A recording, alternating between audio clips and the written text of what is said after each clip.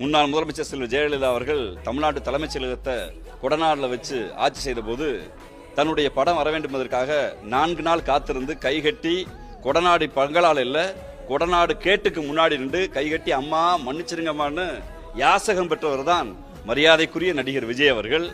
அவர் பேசுறார் இன்னைக்கு தமிழ்நாட்டின் உரிமையை பெறுவதற்காக தமிழ்நாட்டின் முதலமைச்சர் திராணியோடும் தெம்போடும் எதிர்த்து சண்டையிட்டு சட்டப்படியாக உரிமை பெறுவதற்கு நேற்று டெல்லி போயிருந்தால் இன்று உரிமை வந்திருக்கிறது. இது விஜய் அவர்களுக்கும் எடப்பாடி அவர்கள் புரிந்திருக்க வேண்டும்.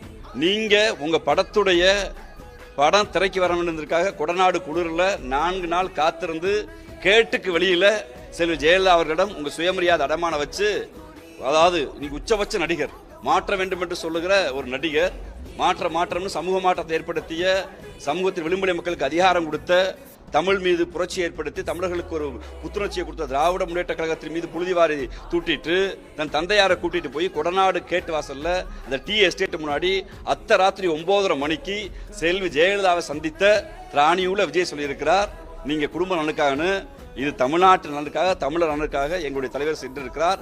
அதன் விடிவுதான் இன்று தீர்வு வந்திருக்கிறது.